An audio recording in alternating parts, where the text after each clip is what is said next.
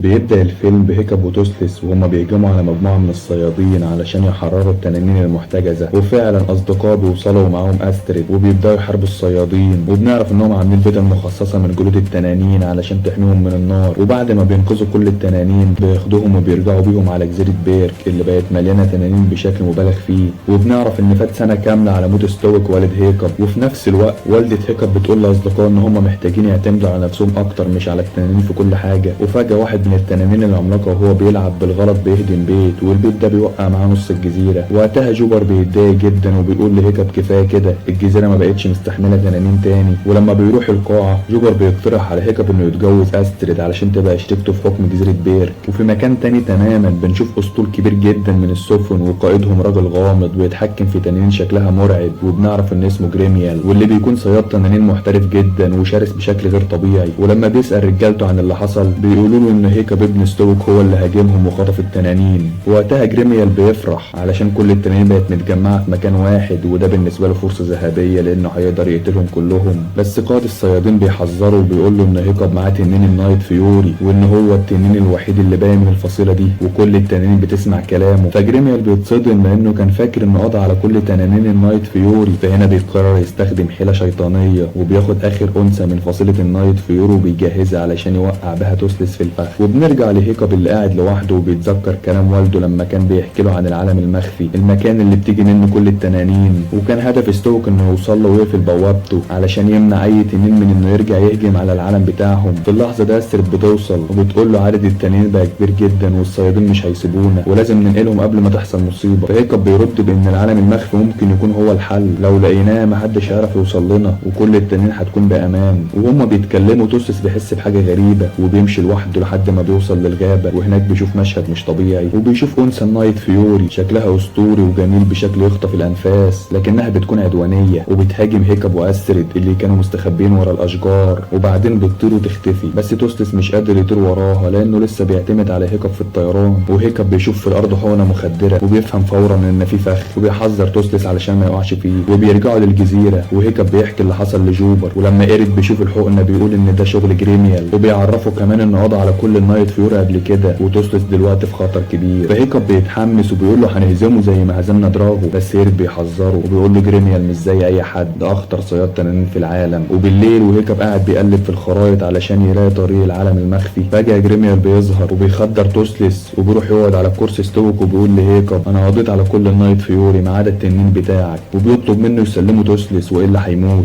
لكن هيكب كان عامل فخ والتنين اللي خدره كان مجرد تمويه وتوسلس مش في المكان اصلا. وبيظهر جوبر وفالكا وبيحاصروا جريميال، لكن الراجل ده مخطط لكل حاجه وبيأمر تنانين غريبه تهاجمهم واللي بتكون تنانين قويه جدا ومش شبه اي حاجه عرفناها قبل كده. وجريميال بيقول لهيكب هرجع تاني وهقتل توسلس واي حد هيقف في طريقي. بعدها هيكب بيجمع كل اهل الجزيره وبيقول لهم الحرب قربت وجريميال راجع بجيش قوي، ولو حاربناه هنخسر الناس اللي بنحبهم. وبيقول لهم احنا لازم نسيب الجزيره ونمشي ونروح للعالم الخفي وهناك ممكن نعيش في سلام احنا والتنانين. في الاول الناس بتتردد، لكن هيكب بيقول لهم جمله تهز الكل، بيرك مش مكان، بيرك هو احنا واي مكان هنروحه هيبقى بيرك. الناس بتوافق وفعلا بيبداوا رحلتهم بالتنانين وبيسيبوا الجزيره وبيطيروا. وتاني يوم جريميال بيوصل لبيرك وبيتفاجئ انها فاضيه، لكن بيطمن رجالته وبيقول لهم انا بعت وراهم انثى النايت فيوري وهي هتدلنا عليهم، وهيكب واللي معاه مش هيقدروا يطيروا مسافات طويله وهيقفوا في اول جزيره تقابلهم. وبنرجع لهيكب وبقى اهل الجزيره واللي لسه مكملين رحلتهم في البحث عن العالم المخفي. واول جزيره بتقابلهم بيقرروا يرتاحوا عليها شويه علشان التنانين تقدر تسترد طاقتها قبل ما يكملوا الطريق. في اللحظه دي فالكا والدة هيكب بتقرب من ابنها وبتقول له انا قضيت سنين طويله بدور على العالم المخفي في كل مكان لكن عمري ما لقيت له اي اثر، وبتحذره انهم ممكن ما يقدروش يوصلوا ليه ابدا. وبتقول له انها هترجع تراجع الطريق وراهم علشان تتاكد ان جريميال مش ماشي وراهم. وفي الليل توسلس بيحس بحاجه غريبه وبيخرج من الخيمه بحذر، وفجاه بيشوف قدامه تنينه النايت فيوري واقفه في وسط الضلمه، وتوسلس بيتشد ليها وبيبدا يمشي وراها لحد ما بيوصلوا للغابه وبيحاول يلفت نظرها بس للاسف بيفشل فشل ذريع. وهيكب اللي كان بيراقبه من بعيد بيحاول يساعده وبيبدا يعلمه ازاي يتعامل معاها ويقرب منها، لكن هو كمان بيفشل لحد ما توسلس بياخد جذع شجره وبيرسم بيها على الارض رسمه مبهره. وهنا التنينه بتتاثر وبتقرب منه بهدوء وبتطلب منه يطير معاها في السماء، لكن للاسف توسلس مش قادر لانه من غير ديل. وبمجرد ما هيكب بيظهر التنينه بتطير بسرعه وبتختفي. الموقف ده بيخلي هيكب ياخد قرار مهم جدا، وهو انه لازم يساعد توسلس يطير لوحده من غير ما يحتاج ليه. وبالفعل بيصنع ليه ديل جديد بايده وبيركبه له بنفسه، وتوسلس بيطير من الفرحه وبيحضن هيكب بحب حقيقي. وقبل ما يطير هيكب بيطلب منه يرجع قبل غروب الشمس، وتوسلس بيطير في السماء لاول مره لوحده. وبنرجع لام هيكب اللي كانت طايره مع التنين بتاعها، وبتتفاجئ لما بتلاقي ان جريميال جاي وراهم بجيشه، فبتقرر ترجع فورا وتنبه هيكب. اما توسلس فكان لسه بيدور على تنينه النايت فيوري، ولما بيلاقيها بيفرح فرحه كبيره جدا. لكن فجاه التنينه بتضرب نار وبتختفي وبتظهر تاني في مكان بعيد، ولما توسلس بيحاول يقلدها ما بيقدرش، بس بيجمع كل طاقته، وفجاه البرق يضربه ويختفي من قدامها ويظهر في مكان بعيد جدا، وده بيخلي التنينه تنبهر بيه اكتر وتاخده لمكان غريب وسط المحيط. في الوقت ده هيكب كان قلقان جدا على توسلس لانه لسه مرجعش، وبتوصل امه وبتحذره ان جريميال جاي عليهم وانه مجهز الفاظ كتير جدا علشان يحبس فيها كل التنانين. ساعتها هيكب بيجمع اصحابه وبيقول لهم انهم لازم يسبقوه ويخطفوه قبل ما يوصل لهم، وفعلا بيركبوا التنانين وبيروحوا لهناك. لكن تنانين جريميال بتحس بيهم وبيبداوا يدوروا عليهم، وبيكتشفوا ان جريميال عامل لهم فخ وبيقدر يحبسهم كلهم في قفص كبير. ولما هيكب بيسأله عن سبب كرهه للتنانين بيحكي له انه وهو صغير قتل تنين نايت فيوري كان نايم، والناس هناك اعتبروه بطل، ومن ساعتها قرر يقضي على كل التنانين علشان يحمي البشر. وبيفهموا انه بيسيطر على التنانين اللي معاه باستخدام سم من صنعه، وبيخليهم يهاجموا باقي التنانين. وفي وسط الهجوم تنين هيكب بيوصل وبيقدر يحررهم من القفص، ما عدا واحده من اصدقائهم اللي بتفضل محتجزه مع جريميال. ولما بيرجعوا للجزيره بيكتشفوا انها مش معاهم، فبيبداوا يلوموا اخوها. لكن هيكب بيتدخل وبيقول لهم انه هيروح مع توسلس علشان ينقذها، بس المفاجاه ان توسلس لسه مرجعش والناس فاكرينه مش راجع. وهيكب بيحزن جدا، لكن استرد بتروح له بالتنين بتاعها وبتشجعه وبتقول له انهم لازم يدوروا عليه، وبيستخدموا حاسه الشم بتاعه التنين علشان يوصلوا لمكانه. وفعلا بيوصلوا لشلال غريب في وسط المحيط، وبيكتشفوا كهف بيوديهم للعالم المخفي واللي بيكون منظره خيالي جدا. وبيشوفوا كل التنانين بتنحني لتوسلس وبيحتفلوا بيه علشان هيتجوز تنينه النايت فيوري. وهيكب بيتأثر وبيعيط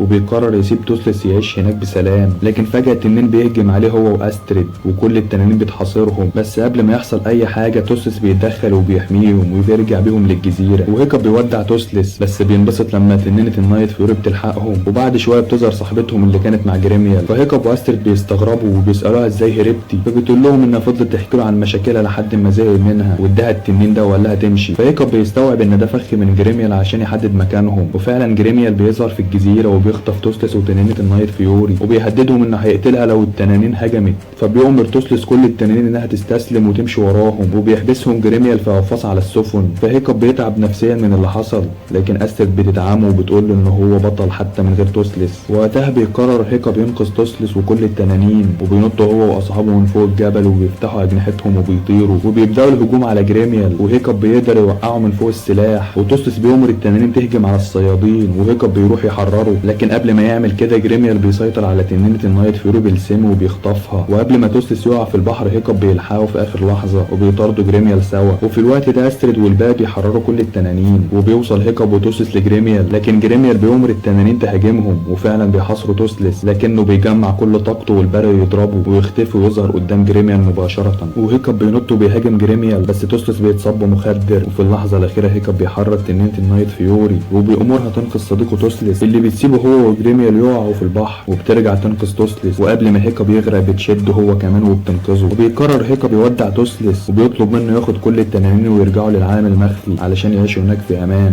وكل التنانين بتودع اصحابها وبيمشوا. بعدها هيكب واسترد بيتجوزوا وكل اهل الجزيره بيحتفلوا بيهم. وبعد سنين بيكونوا خلفوا ولد وبنت صغيرين وبياخدوهم في مركب للعالم المخفي، وهناك بيشوفوا توسلس اللي كمان خلف تنانين صغيره. في الاول توسلس مش بيتعرف على هيكب علشان شكله اتغير، لكن اول ما يقرب منه بيفتكره وبيحضنه بحب كبير، وبيطير هو واولاده فوقهم وبيقضوا مع بعض وقت رائع. وبكده نكون وصلنا لنهايه مغامرتنا مع هيكب وتوسلس، ولخصنا لكم الثلاث اجزاء من سلسله كيف تروض تنينك بكل تفاصيلها. سلسله خرافيه خلت قلوبنا تطير مع التنانين في السماء، وتعلمنا منها ان الصداقه الحقيقيه ممكن تغير العالم. استنونا في فيلم جديد ومغامرات اقوى، لان الحكايات الجديده لسه ما خلصتش. اشوفكم في الفيديو الجاي. سلام.